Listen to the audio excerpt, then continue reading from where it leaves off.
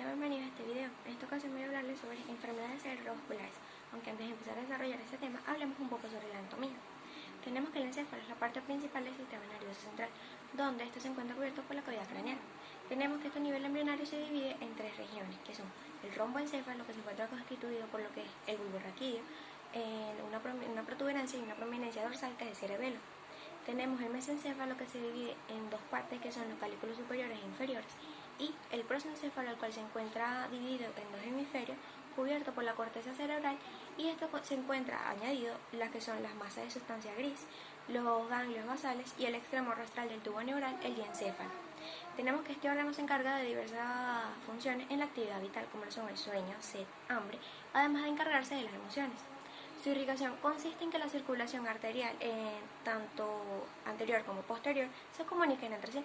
Esto se logra por medio del famoso polígono de Willis, que esto no es más que una estructura anatómica que se encuentra en forma de octágono, donde este se encuentra constituido por grandes grupos de arterias, que son las arterias carótidas internas del sistema vertebrovascular. Esta gran red se encuentra organizada de forma anteroposterior, lo que quiere decir que las arterias vertebrales y sus ramas irrigan el área posterior.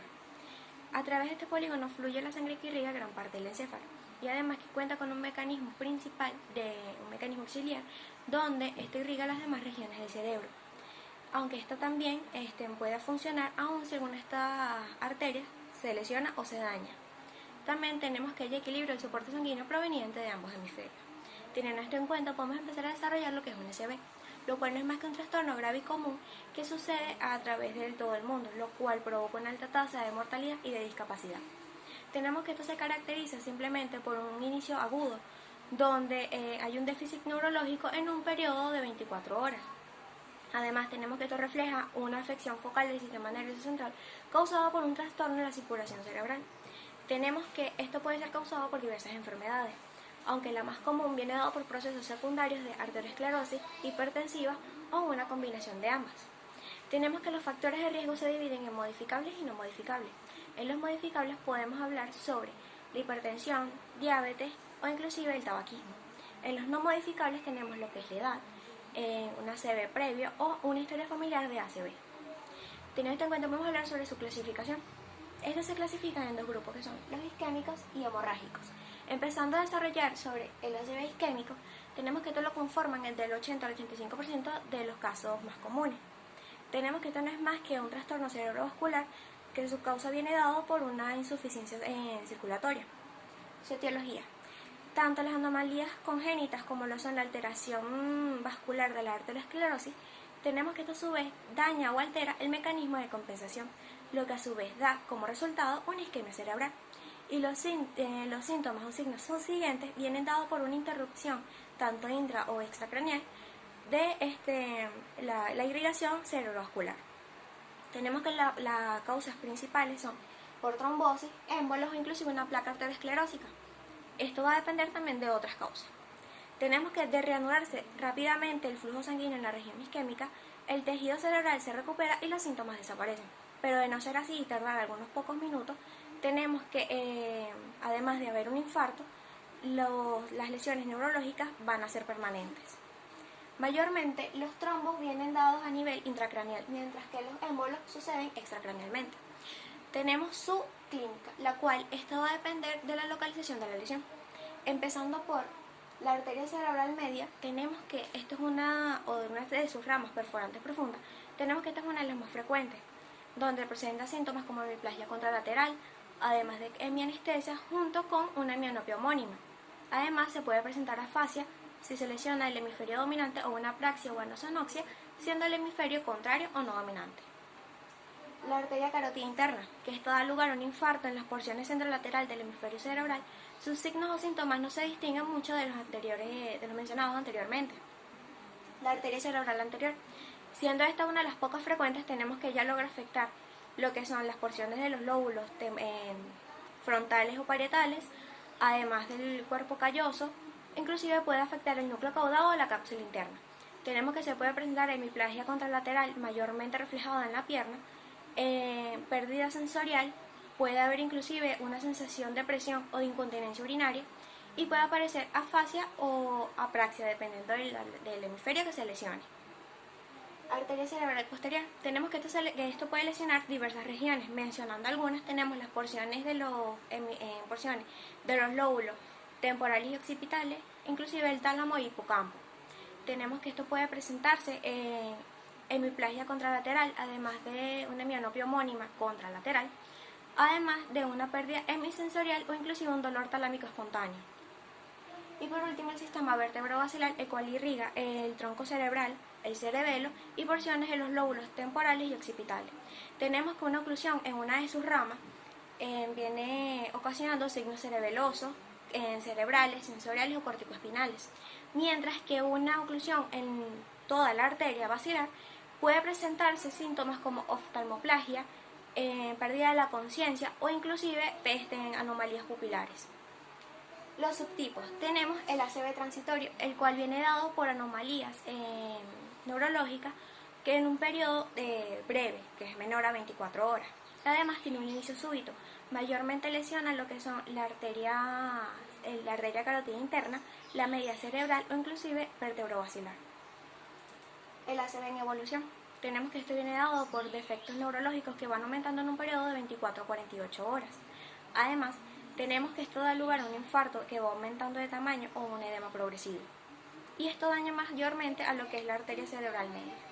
Y por último tenemos el ACV completo o estable, donde esto va a indicar que va por déficit neurológico, mayormente que viene dado por un infarto, causado por una placa arteriosclerósica, por estenosis, trombosis o entre otras. Y por último antes de eso tenemos el diagnóstico, que esto va dado, dependiendo de la literatura, por 3 pilares, que son la aplicación de la angiografía, la aplicación de un ECG y la tomografía computarizada. Más adelante explicaré el uso de esta misma para el diagnóstico diferencial del hemorrágico. Y tenemos el tratamiento que va a variar con respecto al subtipo.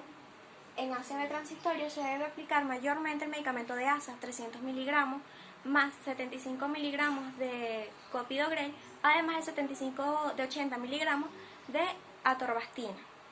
Esto va a utilizarse en un periodo de 2 a 3 meses y una terapéutica de tratamiento se utilizan 126 miligramos de ASA más 75 de clopidogrel en un periodo de 3 meses y siendo esta residual a 6 meses. En la ACV en evolución se utiliza el tratamiento tanto del ataque como de terapéutica. Se utiliza en un periodo de 3 a 6 meses o de 6 meses a un año y esto se utiliza 162 miligramos de ASA. Y por último, en el ACV completo o estable, el tratamiento es el mismo que en el transitorio, solo que el tratamiento va a durar de 6 meses a un año. Continuando con el tema, vamos a empezar ahora con ACV hemorrágico, el cual corresponde del 15 al 20% de los casos restantes. Tenemos que esto no es más que una alteración cerebrovascular donde es causado por una hemorragia que se encuentra o en tejido cerebral o en espacios meningios. Su etiología. Tenemos que puede ser por hemorragia hipertensiva, ruptura de aneurismas o coagulopatías, entre otros. Tenemos que subtipos y clínicas. Empezando por el primer subtipo, se encuentra la hemorragia intraparenquimatosa o intracerebral, donde esto no es más que la colección de sangre en tejido cerebral causada por la ruptura no traumática de un aneurisma. Tenemos que en pacientes menores de 40 años es causado o puede ser causado por malformaciones vasculares o el consumo de drogas. Los pacientes con edades intermedias puede ser causado mayormente por la hipertensión arterial. Y en pacientes mayores de 70 años tenemos que esto puede ser causado por una angiopatía amiloide o el consumo de anticoagulantes. Al igual que en el ACV isquémico, tenemos que la clínica va a variar según la localización de la lesión. Empezando por la hemorragia putaminal, la cual es una de las más frecuentes, tenemos que sus signos y síntomas van a variar según el sitio preciso, además del tamaño de la exacerbación. Tenemos que puede presentar hemiplasia que va empeorando con el pasar de las horas. Además, puede presentarse cefalea o sensaciones cefálicas anormales. La cara y la vista pueden desviarse hacia un lado. El habla se vuelve arrastrada o afásica. Puede presentarse signos de Babinski, primero unilateral y luego bilateralmente. Y por último podemos apreciar que se puede destacar rigidez en descerebración. La hemorragia talámica. Tenemos que esto puede ser de gran tamaño o tamaño moderado, puede presentarse hemiplasia o hemiparesia, además de que puede presentarse también afasia. La hemorragia de Pontina. Tenemos que esto viene dado por un inicio de un coma profundo en cuestión de minutos, además de que su cuadro clínico común viene dado por pupilas puntiformes, rigidez de cerebración y además de una parálisis total. Y por último, la hemorragia cerebelosa viene dado por un periodo de evolución en el cual puede presentarse cefalea occipital, vómito, mareo, debilidad, ataxia, inclusive los ojos pueden desviarse hacia al lado contrario de la lesión. Y en cuestiones de horas puede pasar de un estupor a un coma. Ahora, el segundo subtipo tenemos la hemorragia subaracnoidea, la cual viene causada por la ruptura de un aneurisma saccular. Además de que esta viene dado por o viene acompañado de una cefalea intensa que luego puede pasar a una pérdida transitoria de la conciencia. Tenemos que su clínica, variando de la localización, está la arteria comunicante posterior, donde hay parálisis del tercer par craneal, además de un dolor del globo ocular. El del seno venoso, donde hay una parálisis del sexto par craneal. De la arteria cerebral anterior, donde se presenta una alteración del campo visual. De la arteria cerebelosa, donde podemos encontrar un dolor tanto occipital como cervical. Y por último, de la arteria cerebral media, donde podemos encontrar un dolor ocular, un dolor en el globo ocular.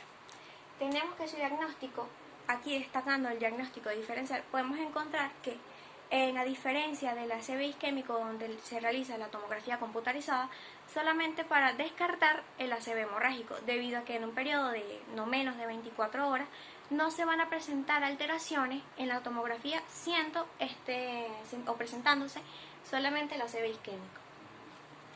Teniendo la propia del ACV hemorrágico, tenemos que en edad, siendo el tipo de hemorragia intraparenquimatosa, tenemos que ocurre a pacientes mayores de 40 años, mientras que el subaracnoideo es de 20 a 40. Su desencadenante en el intraparenquimatoso ocurre debido a la hipertensión arterial, mientras que en el subaracnoideo viene dado por esfuerzo. La causa en el intraparenquimatoso ocurre por la ruptura de microaneurisma de Charcot o Bouchard, mientras que en el subaracnoideo viene dado por lo que son las rupturas de aneurismas. Los vasos afectados, mientras que estos son en el intraparenquimatoso, mientras que estos son por vasos periféricos, en el subaracnoideo viene dado por en el polígono de Willis, los efectos del polígono de Willis. Neurológico, en el intraparenquimatoso ocurren los signos focales y en el subaracnoideo ocurren simplemente lesiones meningias o signos meningios. Y el pronóstico en el intraparenquimatoso es malo, mientras que en el subaracnoideo viene dado de un 75% de mortalidad. Su tratamiento va a depender, claro está, si es intraparenquimatoso o subaracnoideo. En el subaracnoideo se le debe administrar nimodipina en infundirse en 2 miligramos por hora en un periodo de 5 a 14 días, además de que luego se le dará en tabletas comprimidas en un periodo de cada 4 horas por 7 días 30 miligramos. Además de que esto se le añade, si es en estado convulsivo, un epamín o inclusive un laxante manejado con edema. Y en el intraparenquimatoso se le debe aplicar según su causa o con lo que esto acarrea. Siendo claro, en un estado de emergencia hipertensiva se le administran hipertensivos, en un estado de convulsión se le administra mayormente el medicamento de epamín, dado con una serie de indicaciones muy específicas. Gracias, espero que les haya gustado.